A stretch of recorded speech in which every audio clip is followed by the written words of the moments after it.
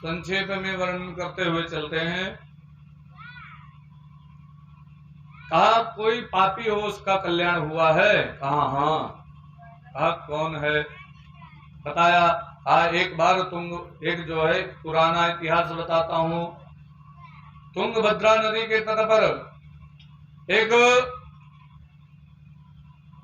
बड़ा सुंदर नगर बसा हुआ था। उस नगर में एक आत्मदेव नामक ब्राह्मण रहते थे। ध्यान दीजिए, जो कथाएं आपने श्रवण कर रखी हैं उसे हम संक्षेप में आप लोगों के समक्ष वर्णन करते हुए चलेंगे। तो एक आत्मदेव नामक ब्राह्मण रहते थे। उनकी पत्नी का नाम था धुंधली और उनके यहाँ कोई पुत्र नहीं था। सब लोग उनको ताना मारते रहते, इनके यहाँ पुत्र नहीं है, इनके यहाँ पुत्र नहीं है। तब धुंधली परेशान हो गई और धुंधली को तो कोई फर्क नहीं पड़ा, लेकिन ये आत्मदेव ब्राह्मण ये परेशान हो गए, ये दुखी हो गए। एक दिन जो है जाकर के बगीचे में बैठ करके रोने लगे। तब तक उधर से एक महात्मा जी आ रहे थे। महात्मा ने इनको रोते हुए देखा तो महात्मा जी ने कहा क्यों रो रहे हो? कहा मेरे पुत्र नहीं है। महात्मा जी ने मस्तक की रेखा देखी तो कहा आपके तो 7 जन्म तक कोई पुत्र नहीं है। कहा नहीं, मुझे पुत्र चाहिए, नहीं तो मैं प्राण त्याग दूंगा। महात्मा जी ने कहा अच्छा ठीक है, ये ले जाओ फल, एक मैं तुम्हें देता हूँ। फल दिया, ऐसे अपनी पत्नी को खिला देना और इससे तुम्हारे यहाँ बड़े सुंदर बालक का जन्म होगा। और वो फल लेकर के आया, अपनी पत्नी को दे दिया। अब पत्नी ने सोचा अगर मैं ये फल खाऊंगी और जो है बालक पेट में रह जाएगा तो मैं भोजन कम कर पाऊंगी, और भोजन नहीं कर पाऊंगी तो दुबली हो जाऊंगी, और दुबली हो गई तो कहीं जो है आग लग गई घर में, मैं भाग नहीं पाऊंगी तो जल करके मर जाऊंगी। ऐसा मुंह लोग खूब सोचा जाता है, कोनो सामान मिल जाता है, ये कर बे, वो कर बे, यह कर बे, वह कर बे, सोच के समय व्यतीत हो जाता है। ऐसे ही धुंधली ने सोचा, उसके बाद उसने फल नहीं खाया। उसकी बहन आई थी, बहन ने कहा मेरे पुत्र होने वाला है, मेरा पुत्र तुम ले लेना और तुम जो है मेरा पुत्र ले लेना और मुझे धन दे देना। तो कहा इस फल का क्या करें?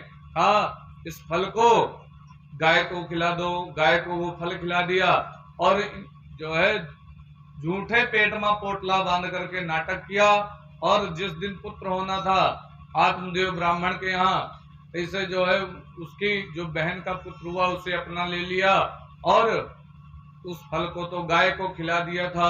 अब क्या पूछना है, ब्राह्मण देवता बड़े प्रसन्न हुए, मेरे यहाँ पुत्र का जन्म हुआ, और उसको धन दे दिया बहुत सा। वो प्रसन्न हो गई उसकी बहन। अब देखो चोरी की है पति से। देखो आत्म देवता ने कहा कि महाराज इसका जो है नामकरण कर दे। धुंधली ने कहा कोई नामकरण करने की जरूरत नहीं है, जो है मैं अपने नाम से मिलता जुलता नाम रखूंगी। कहा मेरा नाम धुंधली, इस बालक का नाम होगा धुंधकारी। उसका नाम धुंधकारी रख दिया। और 1 महीने बाद पुनः उस बालक के उधर से जन्म हुआ। एक बालक का जन्म हुआ गाय के द्वारा, और उसके जो है कान गाय की तरह थे और बाकी पूरा शरीर मनुष्य की तरह। उसका नाम ब्राह्मण देवता ने उसका नामकरण किया। जैसा उनका शरीर था वैसे उसका नाम रखा, गोकर्ण लिखा।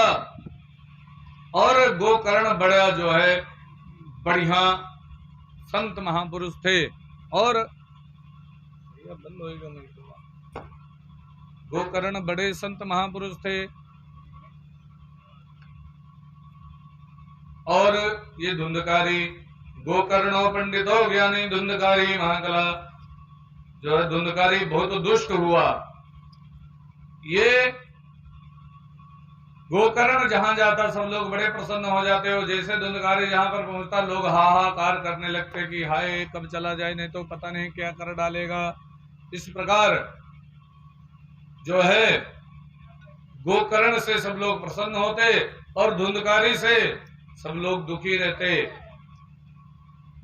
पिताजी एक दिन दुखी हो गए। कहा अभी तक पुत्र नहीं था इसलिए दुखी था, अब पुत्र हो गया तो मैं क्या करूं। गोकर्ण के पास बोले जा करके, तो गोकर्ण ने उपदेश दिया। और जब गोकर्ण ने उपदेश दिया, जंगल में जाकर के उन्होंने अपने शरीर का परित्याग कर दिया तप करके, और बची यहाँ पर धुंधकारी की माता धुंधली। धुंधली को एक दिन धुंधकारी ने बहुत पीटा, मदिरा पान भी करने लगा, वैश्यावृत्ति करने लगा, और इन सब में धन चाहिए। एक दिन धन मांगा तो मना कर दिया, कहा धन नहीं है। उसको खूब पीटा, और जब खूब पीटा धुंधली को, तो धुंधली ने कुएं में कूद करके अपने प्राण दे दिए।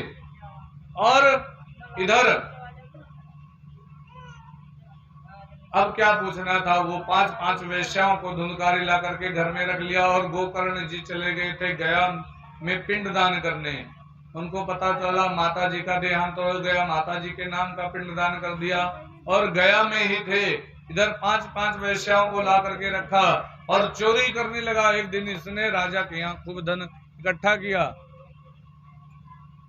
खूब धन चुराया जब राजा के यहाँ। तो राजा, अब वैश्या लोग जो होती हैं, वैश्या तो केवल धन चाहती हैं कि हमें खूब धन मिले, वैश्या तो धन में ही प्रसन्न रहती हैं।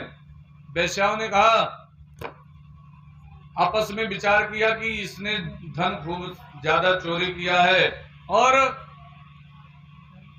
इसीलिए एक काम करते हैं, इसको मार डालते हैं, नहीं तो राजा कहीं छानबीन करेगा तो हम लोग भी पकड़े जाएंगे। इसीलिए पकड़ करके उसको जो है मार डाला। और कैसे मारा, जो है 5 वेश्याएं थी, हाथ पैर बांध दिया, और हाथ पैर बांधने के बाद खाट पर, उसके बाद एक ने रस्सी यहाँ पर दांत में फंसाई, एक ने यहाँ पर फंसाई, और खींचा दोनों ने।